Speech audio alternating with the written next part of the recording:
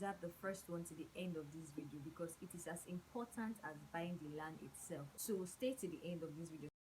The second thing you must do is that you must apply caution. Okay, do not apply pressure when you are buying a land. Don't apply pressure. This is not one of those situations where you apply pressure. Okay, take things very easy. Be calming down. Take your time and assess the situation. Okay, always make sure that when it comes to properties, when it comes to purchase of property, you are actually taking your time to actually make a wise decision.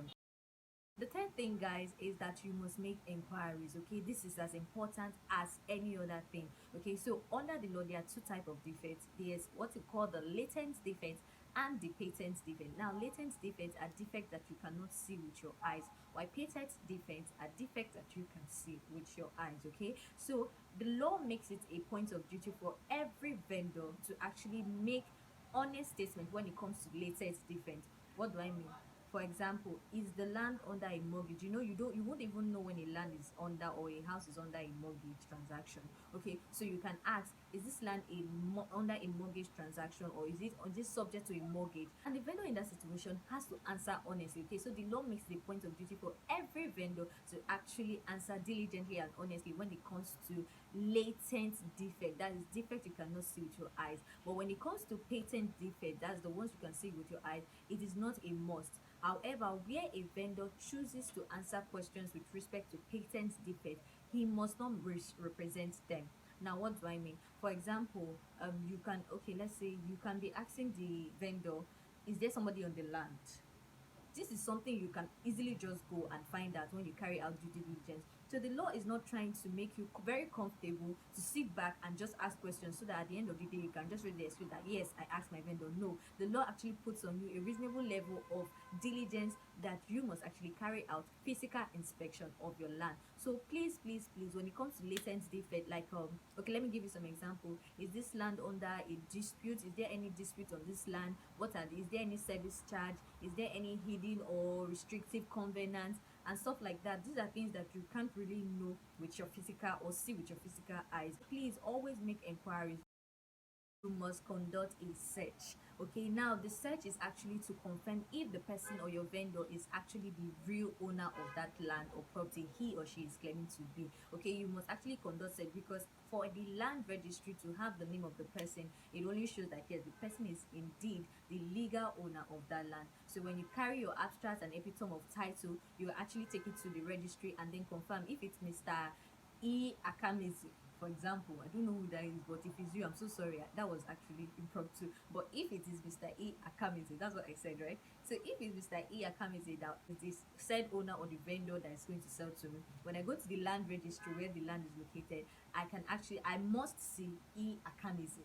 Okay, do you understand? So you cannot underestimate the power of a search. So if it's a company that is selling to you, I hope you know you have to go to CAC.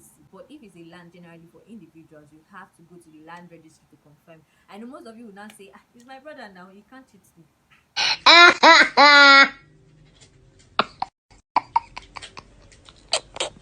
Conduct a search. It's not a must as it were, okay, but I will really strongly recommend you actually do it.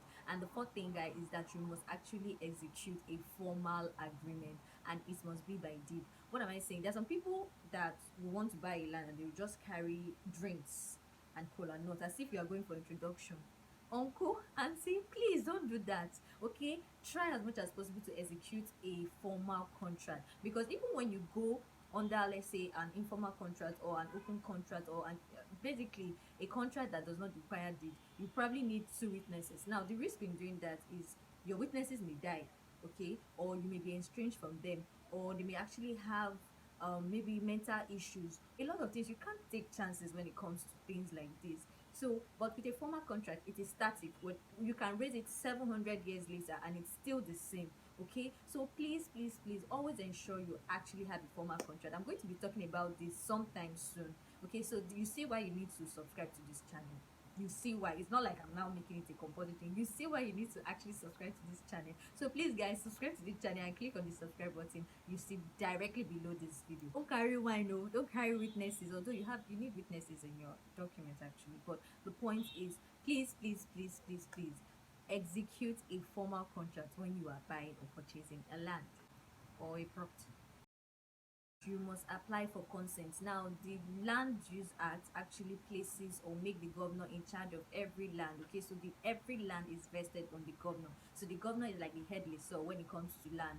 So whatever rights you're actually getting, you actually have to extract it from him. So you must, on your contract document, I think there's a place on your contract document where you have to apply for consent. You must get the consent of the governor. It is, in fact, if you don't do this, I don't know what to say of your title, because it won't be valid. You must get the consent of the governor of your state. But this one is with respect to land, okay, not necessarily a house, except you are probably buying the house and the land. But when it comes to land specifically, you must get consent of your governor. You must stamp. Okay, there's a limited time from the date of your execution to when you should stamp. So if that period passes, just know that you're going to have fines upon fine, and it's going to be like stacking up, stacking up. so please do well to stamp your documents. So the next thing you must know is that you must register your title document. In fact, if you do every other thing right, all those things, you carry out search, you do this, you do that, if you have not registered your title document, it is as crucial as anything. It is very, very, very pivotal you register your document. And one of those reasons is that, you know, these landowners, they can actually be very mischievous. They can sell one land to 700 people. So in a situation where I buy the land and I sit back, I'm already done buying. I mean, what do I have to lose? I have to wait. So if anybody is going to buy, that is our problem. Continue. No problem. Please don't do that, because once the next person actually registers before you, the person will be seen as the legal owner of that land.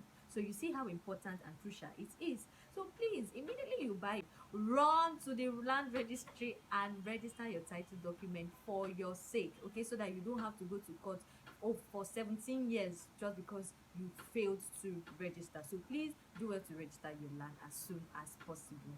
Well, the title documents actually in your name in the land registry. The first thing, guys, is that you must get a lawyer. I don't know why people feel like you can get or purchase a land without actually getting a lawyer by your side. In fact, the lawyer and the land, they go hand in hand. You must get a lawyer, because you know all those many grammars I was speaking, abstract of title, epitome of title, reversionary interest, and what have you not. You don't have to stress yourself when you get a lawyer. Your lawyer knows what to do, the kind of defect he or she would actually have to inquire about, where to conduct search, where to stamp, where to consent, how to register, every single thing I just said now. Every, like, from number one, from number two, basically your lawyer is in the best place to handle it for you. So please don't feel you do not need. In fact, once you're about getting a land, make sure you stand up and say, yes, I want to get a land. The next thing you should do is to call your lawyer.